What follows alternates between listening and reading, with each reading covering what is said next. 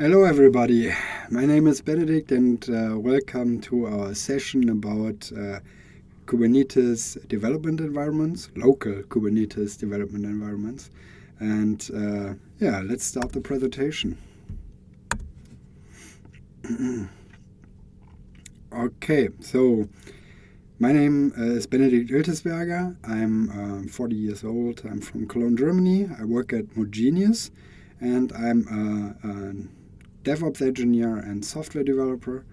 I like to program in Go and TypeScript and Swift and a lot of Bash. And my main focus is DevOps topics, backend development, and of course, the most important part, Kubernetes. My hobbies are family coding and acrostics. And you can contact me at my email address or on X. Okay, perfect. So today we are talking about what problems are we facing with local development environments. We're going to look into why we need local development environments in Kubernetes.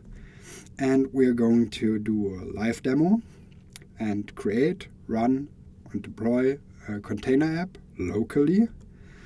And we are going to look into how it works. So first of all, what is the problem? So for developers, and it's very complicated when you first get in touch with Kubernetes. For experienced Kubernetes users, admins, it's pretty easy, it's pretty straightforward, but when you first come into contact with Kubernetes, you have a lot of names which you are familiar with, but they mean something different in Kubernetes. And so you have to learn a lot. And works on my machine still happens with containers. For example, if you have different CPU architectures, you still have works on my machine. And containers do not completely solve it. And when you just focus on container or on your container, which you run on your Docker environment or your container environment on your system, you are missing out a lot of Kubernetes essentials. And if you, in the end, will integrate everything, it will not work as expected. So, for example, config maps, services, secrets, ingresses, PVs, PVC, storage classes, and I guess around 40 more workloads, which are essential, and you need to consider them. Maybe you need them, maybe you don't, but you're missing it out when you just focus on the container layer. Networking, when it comes to hyperscalers like AWS or Azure or GCP, it's pretty complex because there are a lot of computers involved until you reach your Kubernetes cluster. And you do need to have a lot of knowledge about the vendor mechanics and about VPNs, firewalls, permissions, RBAC, and whatnot. And it can be very complex if you just want to deploy your small little application, your microservice, into the cluster and test it out. So we are going to solve this with local Kubernetes environments. And how are we going to do that? So we are going to use Kubernetes on the developer's machine. In my case, it's Docker Desktop with Kubernetes enabled. And we call it kind, which is Kubernetes in Docker Desktop. So let's check it out here. I already opened the settings, so just regular Docker Desktop. And if I go to the Kubernetes settings and hit the enable button here, it will spawn a very capable Kubernetes cluster. And this is what we're going to use for this scenario here. So let's go back to the presentation. This is what we're going to do. We will augment a cloud-based Kubernetes with load balancer, SSL certificates and all this stuff right on your local machine. And the outcome will be that devs can run containers locally, but in a production-like Kubernetes environment. So you have everything in place. You don't have any switches like if local, then do something like that, disable proxies or whatever. I've seen so many configurations like that. You can do it exactly the same way like you would run it in production or in any stage environment. It doesn't matter. So, and the impact of doing this can be really amazing. You will speed up your work. You don't have any external waiting times like for pipelines or environments to spin up or stuff like that. If something breaks, you simply reset your local Kubernetes cluster. It takes around 5 to 10 seconds, and then you can start from scratch. And this is awesome. So you're going to speed up everything. You will have better results, because the thing with works on my machine will happen less often because you're running already a Kubernetes instance, and stuff you overlooked before running it in Kubernetes, you will have it covered because you're doing already a fully fledged Kubernetes. It will also reduce your costs because all your components can run on your local machine. That means you might have already have like a really beefy machine, like a M2, M3 with 32 gigs of RAM. And so your machine is more than capable to do that. And it just takes a few watts of energy and everything is set up and ready to go. This will reduce your CO2 footprint, which is very good. And it will also reduce your bandwidth requirements. Because in some regions of this world, you might have really slow internet, and it's less of a problem if you do everything locally. Okay, so let's hop into the demo. In our demo, we are going to create a simple app. We are going to containerize it, make it run in Kubernetes and Docker Desktop. We are going to add SSL, and then we are going to work with it locally.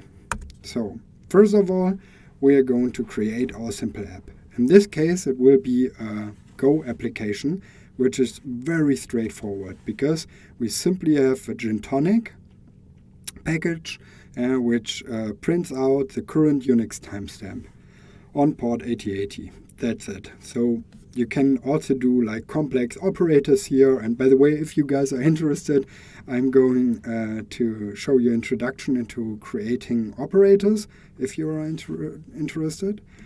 And let's start this application. I have already started it, so let's check out if it works. So I have a simple curl here, which is piped into JQ. So we have a little bit of formatting, and already it's working. So first step is done. Our local application is already working, and we get our timestamps here. So let's check it out. We have a nice debugging output, so I'm going to cancel it here. So, and the next step is we are going to containerize this application. To do this, I have prepared a really simple Docker file for this, a multi-stage Docker file, and we have a build stage and a run stage, and it's nothing special, although I should upgrade to Go 22. Okay, so let's build this Docker file. Perfect. Now I have a repository called meetup operator. I already tested it like 3 hours ago, so I guess it used it from cache. And the next thing we have to do is we have to create some Kubernetes manifests, so we can set up everything in Kubernetes. First of all, we are going to create a deployment. In this case, I have purposely set up a wrong image here. This image does not exist, so it's going to fail. And the image pull policy is also if not present, which is default, but we need to change it in a few minutes. So just keep that in mind. So the service is nothing special, just cluster IP 8080 port, and so we can access it. And we have an ingress set up. So we can reach this service under the domain or the host name meetup.local.mogenius.io. This local.mogenius.io is something you should keep in mind. Also that we set up a secret for that and a TLS host. Okay, so now I've applied the 3 manifests here, and they have been created in my cluster. Oh, the next step will be we are going to fire up K9s, update the image and the image pull policy, so everything works. So this is what we're going to do. I'm going to start K9s, going to make it a little bit bigger. I'm going to pods, and I see, oh yeah, this image has an image pull error. Okay, so let's go to the deployment and update this image. So first of all, we are going to call it what it is called locally. It's called meetup operator. Oh, typo. Operator, and the image pull policy will be never. So by using this, so this is the image I just a few seconds ago created, meetup operator, and it's stored locally in my Docker desktop. And the image pull policy is never. And this tells Kubernetes to use the local Docker desktop image registry. So this will be very fast because it doesn't have to pull it from anywhere. It just uses a local available registry. Okay, so let's save that. Let's jump into it. And we can see it's already running. Perfect. So if I go now to this here and call this again, nothing is working. So why is it? Let's go back to our presentation. Yeah, we need to do a port forwarding first, obviously. Okay, so let's jump back here to the port, create a port forwarding to 8080, hit enter, go back to our check, and perfect, now we get requests from our Kubernetes cluster. And if I jump into the logs, I can see them here. Very good. So this thing already works. So the next step will be to access a HTTPS site, so SSL secured website, and with this special domain here. So let's copy it. Okay, I've copied it and change the address here. Execute it, and it's already working. Perfect. So I have no problems here with SSL verification. The HTTPS works perfect. So let's go back to our logs, and I can see here the referrer is different because it's now coming through the Metal LB load balancer. And this is the IP of the load balancer here. So very nice. This is already working. So, and now you guys might ask yourself, why is it working? Oh, before we proceed, we will check it out on the website. So I'm going to do that like that. I'm doing a hard refresh here. Perfect. And if I check out, this is not an SSL secured website. Obviously, because you cannot secure localhost. It's not possible to create a certificate, or you have to create the certificate into the browser, which is very not convenient. So let's check out what's happening here. This is our special domain. If I do a hard refresh here, everything is working again. And if I check out, the connection is secure and the certificate is valid. And you can see the certificate is valid from 20th January to 19th of April. It's created by Let's Encrypt, and so it's working perfectly. Okay, so let's jump into the presentation again and look at why this works. So first of all, let's do a NS lookup. So I did an NS lookup on test.local.mogenius.io, and I can see that it's a wildcard domain. And so I already know it always responds with 192.168.661 as an IP address. This is a local IP address, and I have already, or I have also set it up on my local machine. And so we can map it here. And this is one of the most important things. So we have a wildcard certificate to this IP address. So let's hit enter. So what are the requirements? So first requirement will be Metal LB as a load balancer. The second will be traffic, but it also runs with Nginx ingress controller. And you need to install the TLS certificate under certificates. You also have to do some more steps. One step would be like you have to identify your own bridge interface. You can see how I did it here.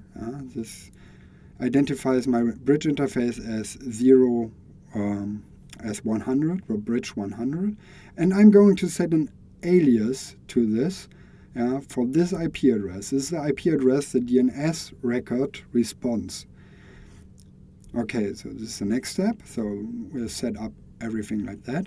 Then we introduce an address pool for MetalLB, and maybe we call it MoPool, for example, and we tell it to use this address range from 1 to 50. So we have IP addresses for our load balancer, and then we are going to do a simple patch for the service of the traffic, so that the traffic is now going to use this IP addresses. And when you have also set up your TLS certificate, so let's look it up here. I go to secret,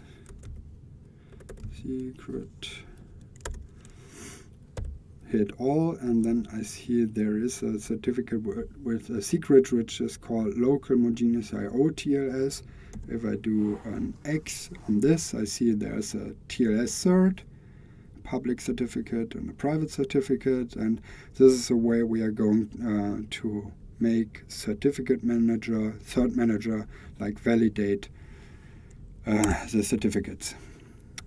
Perfect. Let's go back to the demonstration. So if we have set up everything until here, and we have a completely fully fledged local setup, which is capable of doing nearly everything you can do inside the cloud. And everything with open source software. Okay, so let's summarize that. First of all, we have identified pitfalls before going into the cloud by using Kubernetes local development environments. Hopefully, we have leveled up our Kubernetes skills with this stuff. We have introduced a convenient way to use local SSL certificates. By the way, we have a GitHub web page where you can like read every script out and check everything we have done here. Maybe it was too fast in this presentation. We have improved the speed of your whole setup. We have reduced costs, your CO2 footprint, and we have reduced the bandwidth usage. Okay, and now I'm at the end of this session. Thanks a lot for your time, and if you have any questions, you can contact us, especially at the KubeCon 2024 in Paris. Some of us will be there. And you can also check out our GitHub website, where you have everything about this presentation, all scripts, and also the shell script of this presentation. Thanks a lot for listening, and enjoy your day. Bye-bye.